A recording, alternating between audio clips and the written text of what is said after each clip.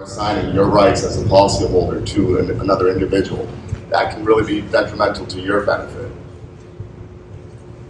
Create your action plan. Determine a point of contact in case of an emergency. Review that action plan with the staff, understanding that during after hours, the only person may be security that's there.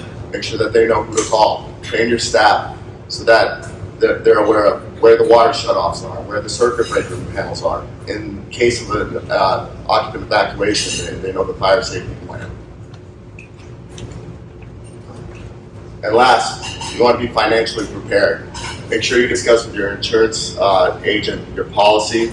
Know your deductible or deductibles. Now you may have several deductibles on your claim. Be aware of policy limitations and exclusions. We're seeing a lot of exclusions or limitations on policies. People are trying to save money on their policy amount, so what they're doing is they're applying limitations or exclusions on that policy. So have your available reserves to pay your deductible or deposits. Consider obtaining a line of credit, making sure that you have your money available before a storm happens. Once the storm happens, guys, it's going to bottle up and you're not going to be able to get funding. So this is all things that you want to do prior to the loss. So from our standpoint, the association's property is number one, right? We want to identify and stabilize the cause of damage, and make sure that the staff and occupants are always safe in that process. You're going to enact your mitigation plan. The best thing that you can do is train your in-house staff to be able to move quickly in the event that something happens. Make sure that you guys have available shop vacs. Anything that you can do to limit the exposure is definitely going to benefit you. Immediately begin the documentation process. So making sure that you're taking your pictures, your photos, making sure that you're keeping any of your expenses, have everything prepared before that insurance claim. The more that you're prepared, the easier that process is going to be. And last is notify your insurance agent, understand your coverage limitations and deductibles. So who's responsible for service, guys? The answer is whose property is affected. If you're dealing with a one-unit owner and only their property is impacted, they can hire their own contractor, they can hire their own vendor. If the damage has affected multiple areas or units, then you want the association or the management company to make that decision. You don't want to put the hands of your building in an individual's hands. So is a water leak considered regular maintenance? The answer to that is no.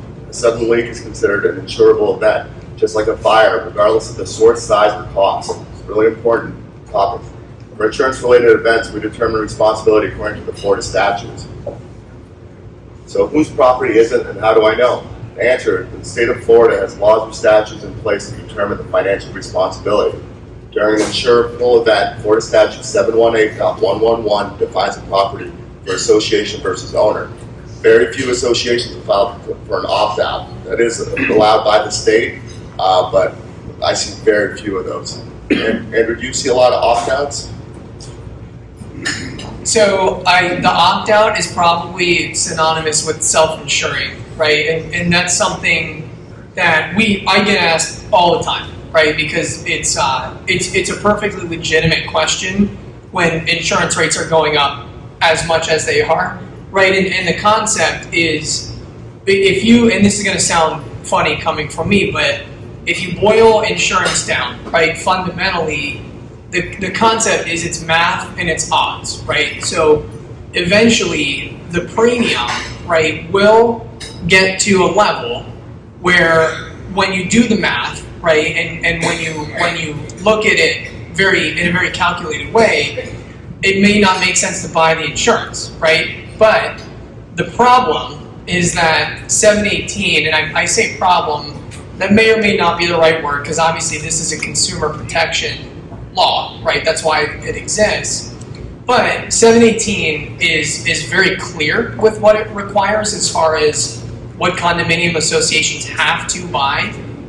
There is a way to self-insure or to opt out of that coverage, and the bulk of this I would defer to the legal piece of that. But from what I've seen, right, and basically the perspective that I've heard other attorneys doing panels and stuff like this is that there's a way to do it, but it's an incredible lift. I've never seen an association successfully do it legally? I'd be curious to see if you've ever seen it. I think you're talking, I'm sorry to interrupt, but Sure. you're talking about two different things when you talk about an opt-out. So self-insurance, you're right.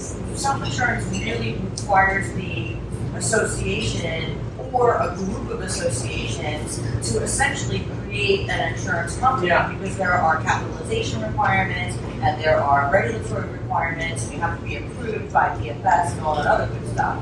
When we talk about an opt-out for reconstruction purposes, that means you're not changing the scope of the coverage that the association buys. So the association is still buying all the coverage that is required in the statute, but for reconstruction, right, under the statute, if there's any insured property that needs to be reconstructed, everybody pays. It's a common expense for the reconstruction. If you opt out, you can allocate the cost of reconstruction when you're talking about the individual units to those individual unit owners. So you wouldn't want to do that in a catastrophic loss, because in catastrophic loss, everyone's got to put together and get the building rebuilt. But on like a tiny little loss where you have like, you know, what are the names that you have the ceiling in one of the units, or you know you have drywall in one of the units. In some places they do go for the opt out so that those discrete insurance deductibles are paid by the owners that are affected. So that's a long answer to what was supposedly a short question. So I guess self-insurance possible, incredibly difficult to do, I think is the perspective.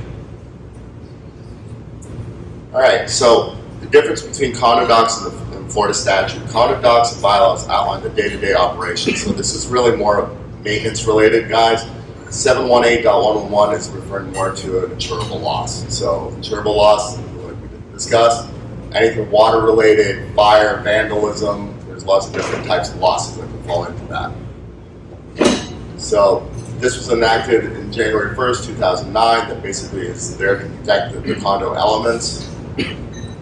So, at this point, are you guys confused yet? What does it all mean? What property belongs to the association? We get asked that all the time. And what property belongs to the unit owners? So we're going to dive into that a little bit. So, in simple terms, the association is responsible for rough finished surface of the drywall in. All right. So if you're looking at the wall, it's everything from the wall inside. So that's going to include your drywall, your insulation, your framing, electrical, plumbing, and air conditioning components, right, inside the wall.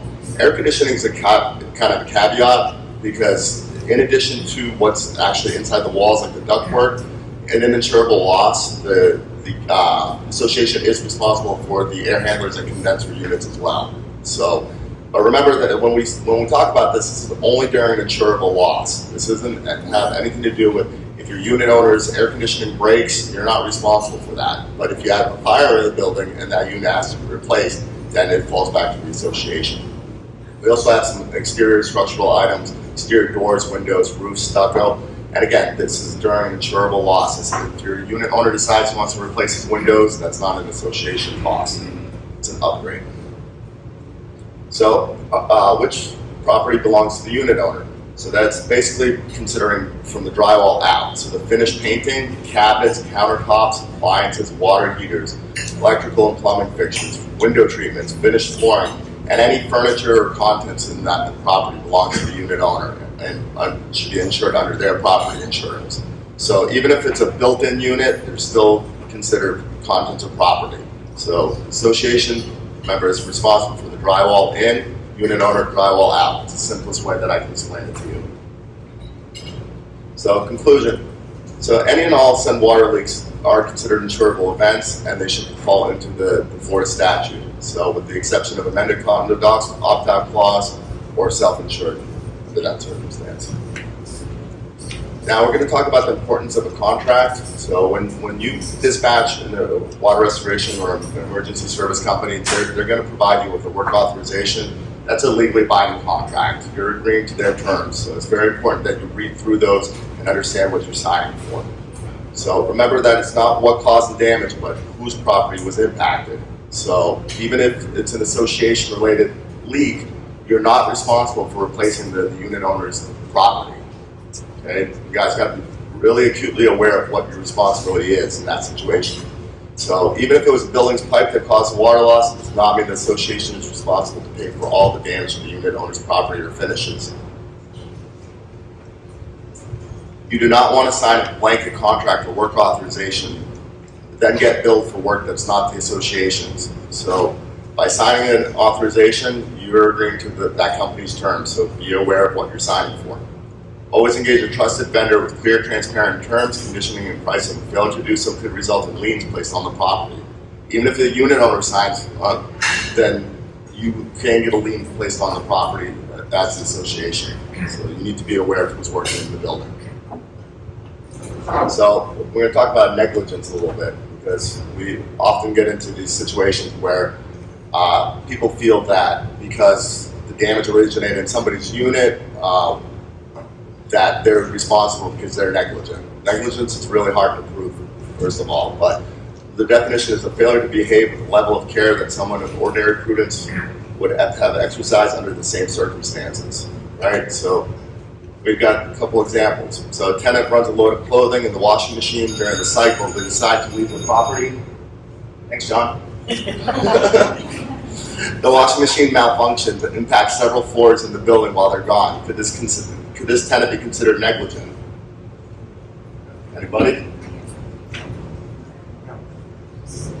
Nope. They're not considered negligent. That's a malfunction, so that would fall into an insurable event. Unless you can prove that that tenant somehow knew that that machine was faulty and continued to operate it when they were aware that there was an issue. Property manager has been emailing unit owner about repairing the toilet because it's been causing a small drip in the unit below. The owner disregards the email.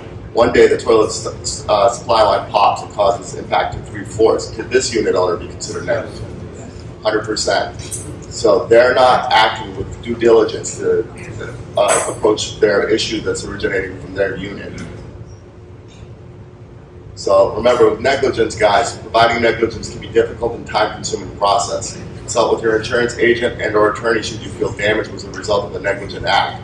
In most cases, you're better served to file a claim with your insurance carrier and allow the insurance carriers to subrogate against the responsible party. Do not negate your responsibility to mitigate.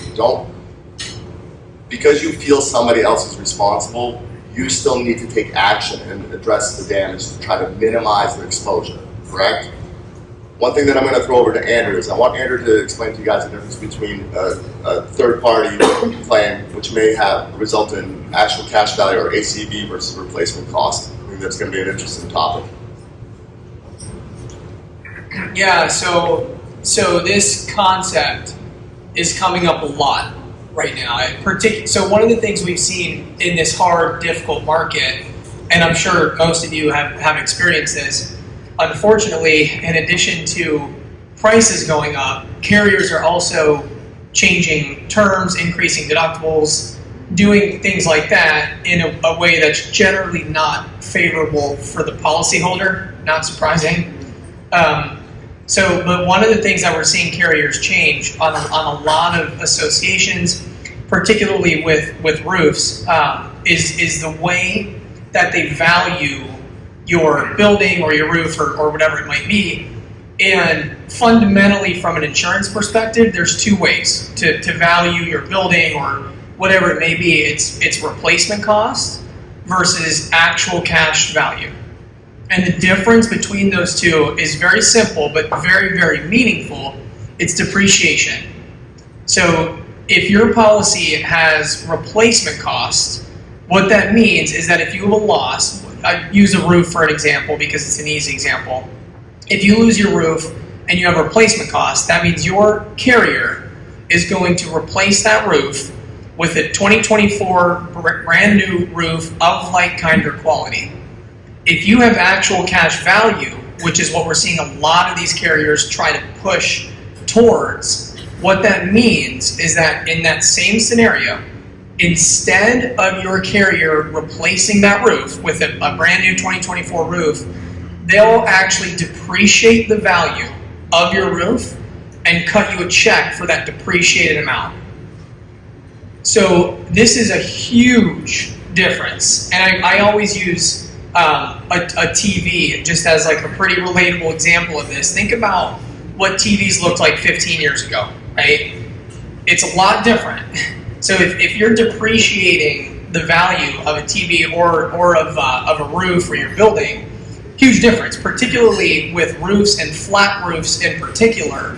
It's pennies on the dollar, if anything. If your roof is 15 plus years old and you're depreciating the value of it, it's a massive, massive difference. So one of the things that I always encourage everyone to do when you're meeting with your agent and when you're kind of talking all this through, keep it really simple and really broad, right? I ask the question, do we have full replacement costs on our policy? Did anything change this year? Things like that, because this is a great point. This stuff doesn't get talked about a lot until it's too late, and then people have claims and realize everything's getting depreciated, and it's a huge, huge difference. So if you can catch and address this stuff before that happens, you're positioned much more effectively.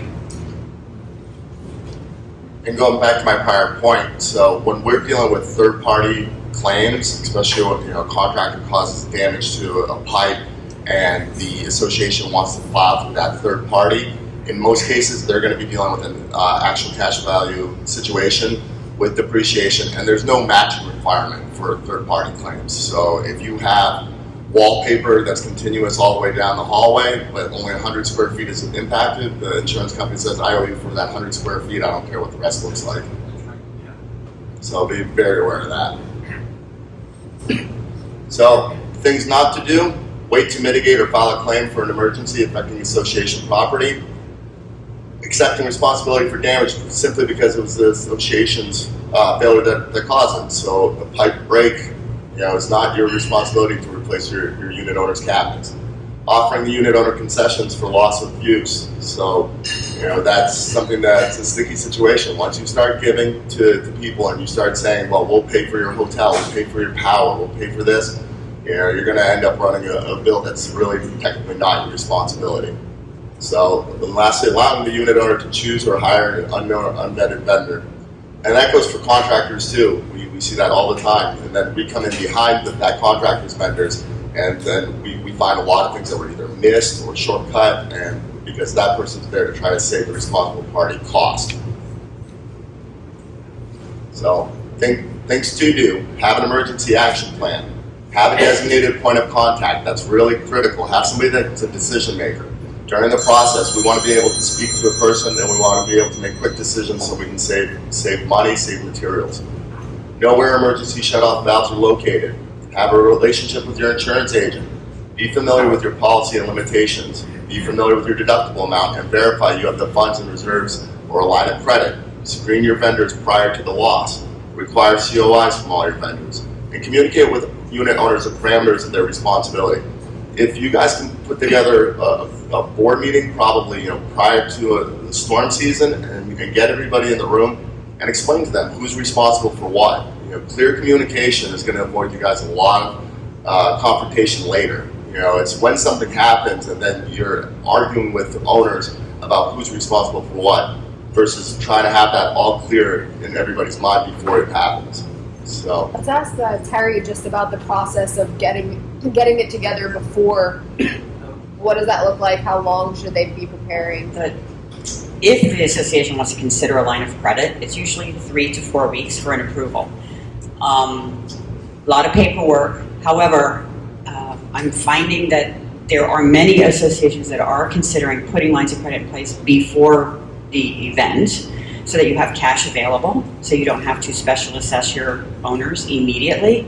You have the cash, you just have to supply a bill to the bank, and the bank will release the funds for you. We do have some guidelines that we look at, which are your delinquencies, so the number of rentals in your building, and some loan to values, just because we don't want the line of credit to be an exorbitant amount that when the association does have to pass the special to bring that line of credit to a zero, that is going to cost the owners a lot of money in one payout. So it is renewable. It comes up every 2 years. You have a choice. You can renew it or close it. I always suggest to keep it because you never know. It's a very simple process. Yeah. Well, this is really important though. What Terri is talking about and I think a really good anecdote to kind of emphasize, make this feel a little more real, right? Is who all was here in 2005 when we had Hurricane Wilma? Out of curiosity, yeah. So I was as well. I grew up here. So after 2005, do you remember how long some of these homes and associations had blue tarps on their roof for? I mean, if you flew anytime, 24 months after that storm, there were still whole associations covered, and a lot of that was not necessarily because the insurance companies were doing the wrong thing and not paying claims. Some of it, sure. But there was a really big problem where when we have a catastrophic storm like that and demand skyrockets for roofers, everyone's going to one place and everyone needs the same thing, right? So what was happening was these insurance claims obviously take time, right? And so does special assessing for your hurricane deductible, which is significant. So these roofers were basically going door to door to associations, and if you weren't in a position to cut a check for a deposit right then and there, back of the line. And it was 12 to 24 months until we circle back and have this conversation again. So having a line of credit established like that in advance is hugely important in a scenario like that. It's literally can be the difference between being in a position to make that deposit and get the ball rolling on that repair versus who knows when we get new roofs. It's a really meaningful thing. I just have one other thing to mention. And just recently this week, I've had 2 associations that are needing lines of credit because they've signed their contracts with their contractors and they don't have the funding. So it's very important to think ahead that if you do need this, start now rather than later. And I'm going to combo on that a little bit. So during Hurricane Ian, we mobilized out to the West Coast. I personally did a project that was $6 million. We ran $25,000 a day in labor costs. And the association had to be able to fund that initial wave to be able to at least support that cost. And without a line of credit, then they would have been waiting for somebody for months probably, because there's nobody that's coming in to do a project like that without some sort of funding. It's just too much for anybody to encompass on solely on their own, unless they're going to have some exorbitant terms in their contracts, and then that's going to put you in a worse financial situation. So be prepared for the worst. So there does not always have to be someone responsible for everything that happens. For the times that there is someone responsible, there are courts to decide that. For the times that there's not, there's insurance, guys.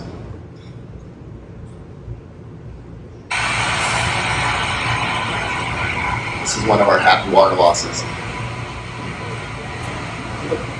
Know where your shutoffs are. That's the manager trying to shut it off herself. What was my house? What was that? What's that? What was that? What was the loss? That was a rider. Yeah. So, guys, we're going to take a small pause here for questions. If anybody has any questions that we can answer, go ahead, sir. Thank you, Stan. The line of credit, is that a general line of credit, or is a line of credit for a specific issue? Just reiterate the question. Well, okay. A line of credit is a general, and that's a revolving line of credit similar to your credit card. You borrow and pay it down, borrow, pay it down. The specific project loan, we consider a term loan, and that's for the project that's being done, like your roof. Your roof is going to take 6 to 8 months to be done. You have what we call a draw period in front. People call it a line of credit, but it's not you can't borrow and pay it back. You have to use one time up to the amount of the loan, and then it will term for the number of years that the association or board has decided that they want the term for, 10 years, 12 years. The difference between the two is your line of credit will always stay in place. It comes up for renewal every 2 years, and you can just renew it every 2 years. The term loan goes away. When the project is finished, after that year, that drop period is finished, it terms, and if you haven't borrowed all the funds, those funds go away, and you can't borrow anymore. And then you amortize that loan to zero. Did I answer your question? A little bit, because you turns all of a sudden that line of credit to a loan. This because it's what we consider a term loan with a draw period. It is not a line of credit. Yes, you draw on it as you need to pay your vendors to draw up to your dollar amount, but you cannot pay down $100,000 and then reborrow that $100,000. So they call that a non-revolving draw, sort of like a construction loan. Once you borrow that money to build the house, you can't reborrow it. Right, you've used it. We had a large assessment last year, and I would say the majority of people paid the assessment off, and we'll say 35, decided they're going to go with 10-year payoff.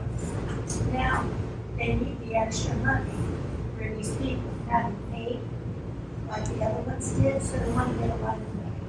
When they get a line of credit, isn't that make the whole building responsible to pay that, rather than just those who still owe money for the assessment? I'm going to defer that to Lisa. So anytime an association enters into a contract, the association is ultimately the party to the contract and ultimately responsible. But how your association allocates out the cost is how you can create equity among the homeowners. So if you have an assessment, and the assessment is $100 per person, let's just say, but some people can't pay $100, they want to pay $10 a month or whatever it is. So the association will obtain either this line of credit or a term loan, depending on what the project. If it's for a project, it's going to be a loan with a draw period, which is a line of credit period. If it's going to be, if you just need it for emergency money just to have on hand, you have a line of credit. So the association would tap into its line of credit to pay whatever bill it needed to pay, and those people would pay the $10 per month. The $10 per month would go into the association coffers to pay back the line of credit. So yes, ultimately, it's a contract. The association's ultimately responsible, but you're charging people for your costs that you're sustaining so that you can pay those bills. Does that make sense? It does. The only thing I want to make clear is when they decide the amount to those owners is $10, they have to include the interest they're going to accrue. Otherwise, you end up with a negative and the association's paying for it, the entire building. Thank you. Thank you. And I think I would recommend that you would get the individual unit owners to get their own line of credit to be able to pay for the versus funding their. And I suggested that it took down for 10 years. And a very large assessment of $60,000. A lot of people paid off like myself. And there was an overage on it, which we're not getting back as they.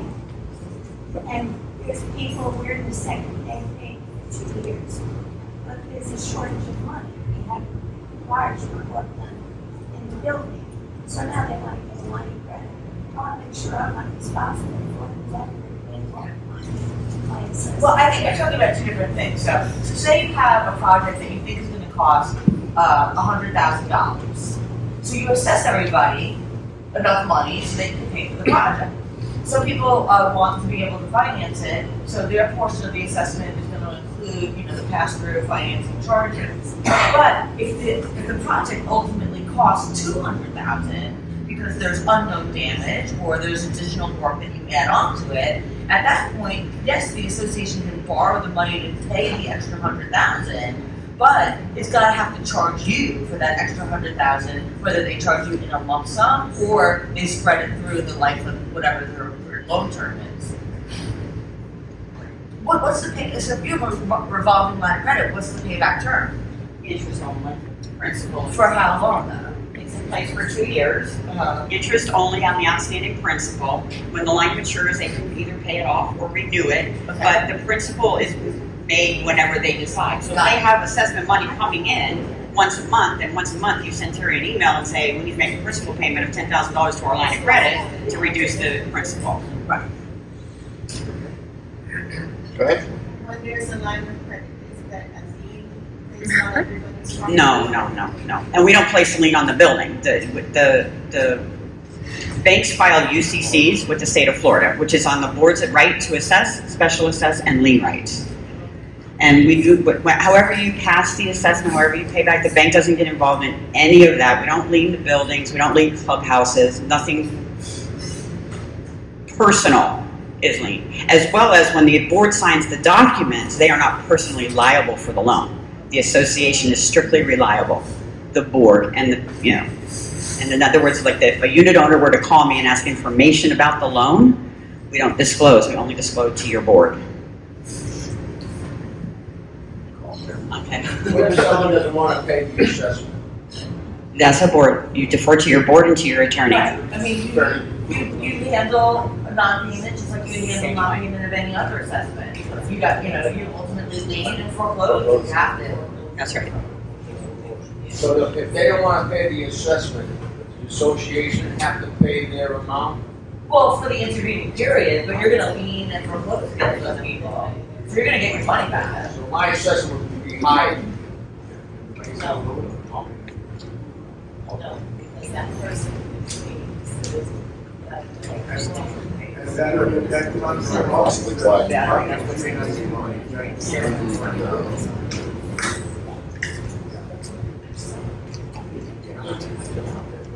Yes, you have a question back there.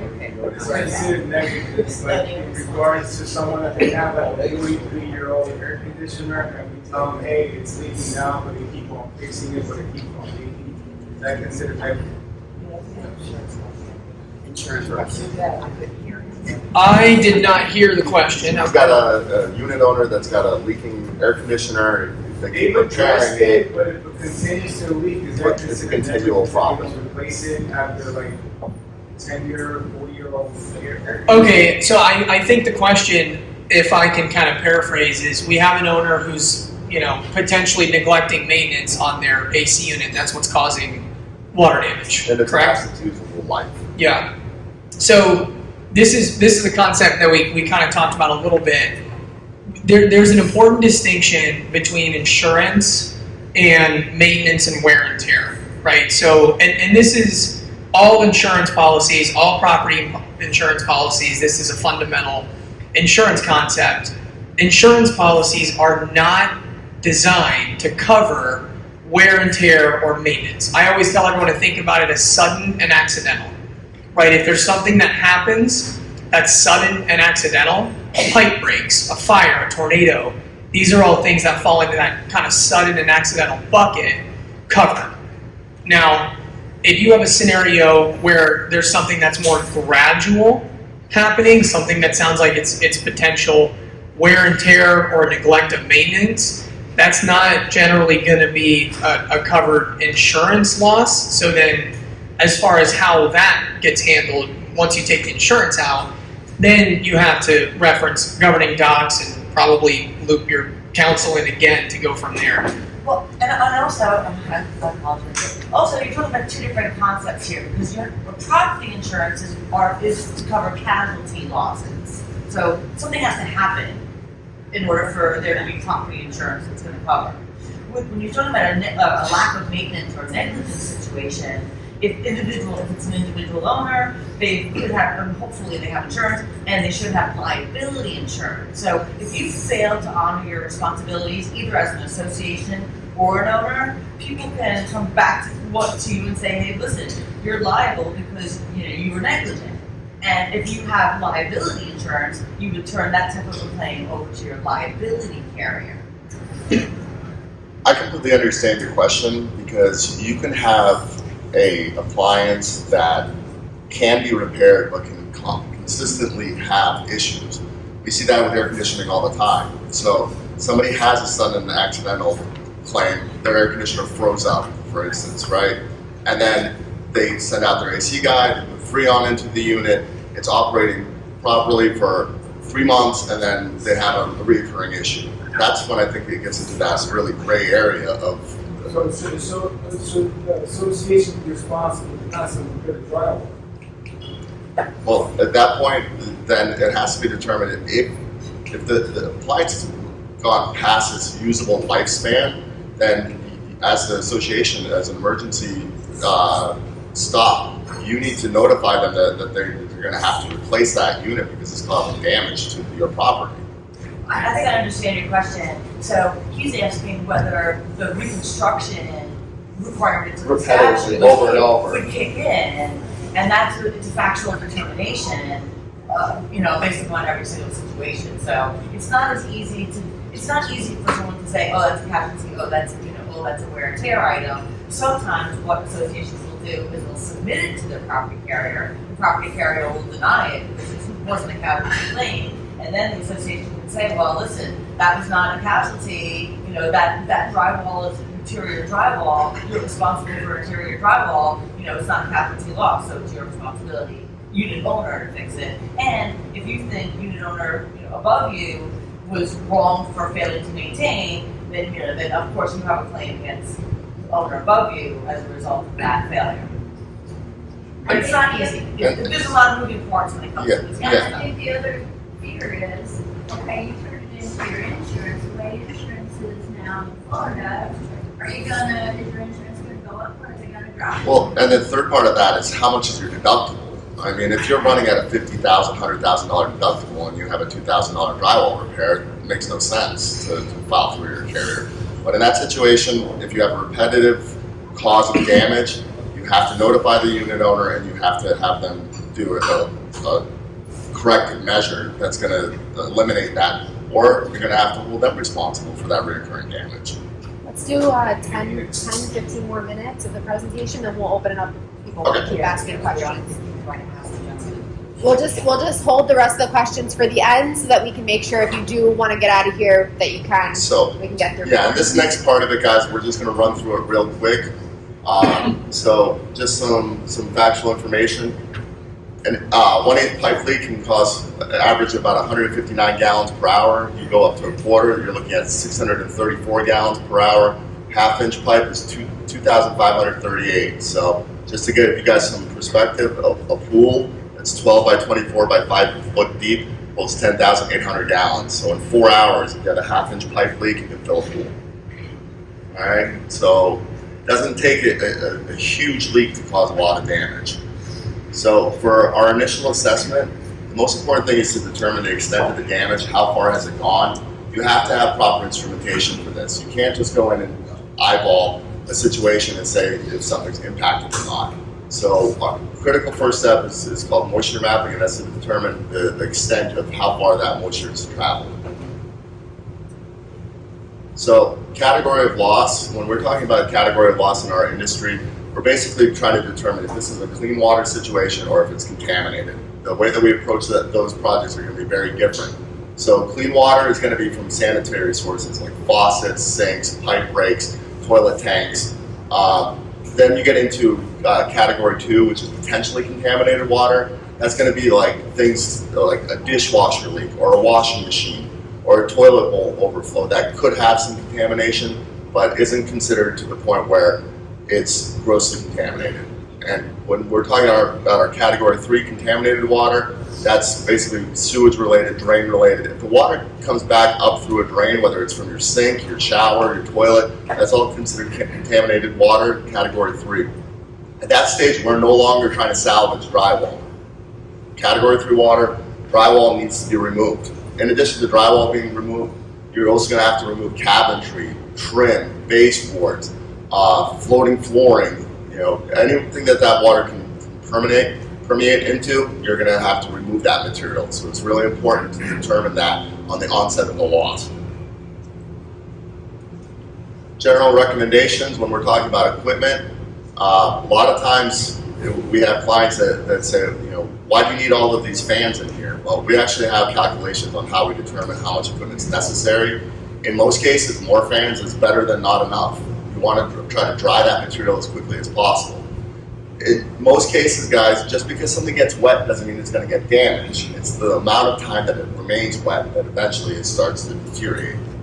So, in addition to our fans or our air movers, we always want to have proper dehumidification. while you're evaporating that water with the fans, you need to be able to harness that moisture vapor with the dehumidifiers. If you don't actually catch that humidity, then it's just going to absorb back into all the materials, and you're going to be basically, you're not going to make any progress. So it's a process. You've got to evaporate the water, put it into the air, and let the dehumidifiers pull that out. So another thing that the industry's really gone to is using the air filtration devices. Some people call them air scrubbers, negative air machines, but I highly recommend these on every job. When you put in several fans into a room, you're gonna blow around a lot of dust, debris. People now are allergy sensitive, and these machines can help capture those allergens and keep the environment much cleaner for that occupant. So dry out versus demo. A lot of times demolition is not necessary to be able to dry things. We are able to get through and behind walls and be able to address those areas without having to cause physical damage. So what you should expect from your mitigation vendor: maximum communication with daily status updates, daily reporting with equipment counts, pictures, and moisture conditions, recommendations regarding necessary material removal or pre-existing conditions, notification with issues with unit owners or situations prolonging the drying process, and transparent billing. Guys, if you're not getting this from your vendors, then you're using the wrong company. This is something that we can promise that we're going to deliver. So equipment monitoring, daily inspections are typical, so be aware of the time that the vendor's staying on site and how much they're charging you for that process. So, in fact, mold can grow, mold can begin to amplify in as little as 48 hours under ideal conditions. So amplify is just another word for grow. 48 hours is under ideal conditions. That's on a petri dish in the laboratory typically. Okay, so that's not something that you're normally going to incur in a normal environment, especially if there's air conditioning operating. That's going to help kind of slow down that growth, but it can be present within 48 hours. Mold liability. So before the 2000s, there's very few lawsuits for mold-related liability, and usually they're really low, $5,000 or less. Then there's a huge increase. There's a very famous case called Melissa Ballard in Texas, where she sued Farmers Insurance for about $30 million, and that really blew up the entire industry. So remember that much of the mold liability is all media-based. It's all fear-driven. Obviously, we know that mold is an issue, but it can be dealt with properly, and it can be limited if you take the right steps. So, mold testing and assessment. We highly recommend that you use an independent environmental professional. There's lots of different accreditations for that. Somebody that's going to be able to come out there, do a good visual assessment, also take samples to determine the elevations that are present. In the state of Florida, you can be licensed to do assessment and remediation, but it is a conflict of interest to do that both on the same project. So if you have somebody that offers to do testing but also wants to do the remediation, then they are breaking the law. So using the IEP is going to minimize your liability. They're going to give you basically a barrier of protection between you and the other party. So highly recommend you guys use somebody. If you guys need a reference, feel free to reach out to me. I'll be happy to provide you guys with some quality companies. Benefits of remediation: maintaining a healthier environment, both physically and emotionally, preserving property damage and loss of use, and protect against liability and possible litigation. So our fundamental steps of remediation, we basically have 3 steps. So we have preparation, which is basically coming in, removing the contents furnishings, cleaning them if necessary, setting up our containment barriers, and isolating the work areas. Controlled demolition. So when removing mold damaged material, you don't want to just go in there the old-fashioned way with a hammer. I mean, you want to make sure that you're doing it in a controlled manner, so that way you minimize the spread of the contamination.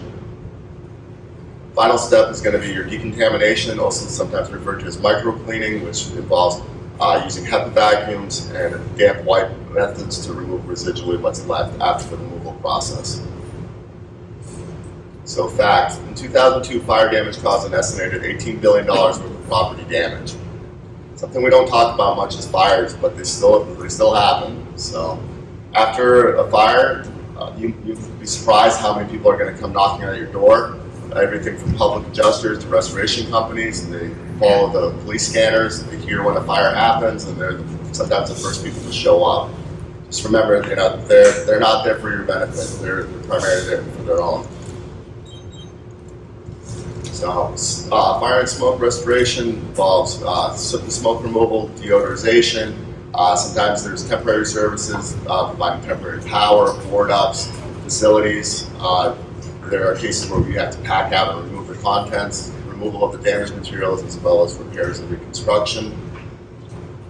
Asbestos, though, it was regulated in 1989. We still have asbestos-containing materials. They're still being shipped in from lots of countries all over the world, primarily China, Russia, and Brazil.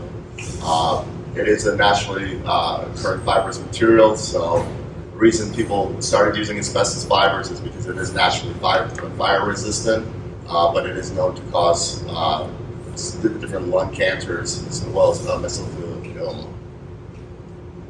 Areas that you may find asbestos-containing material, this is going to be in an older property.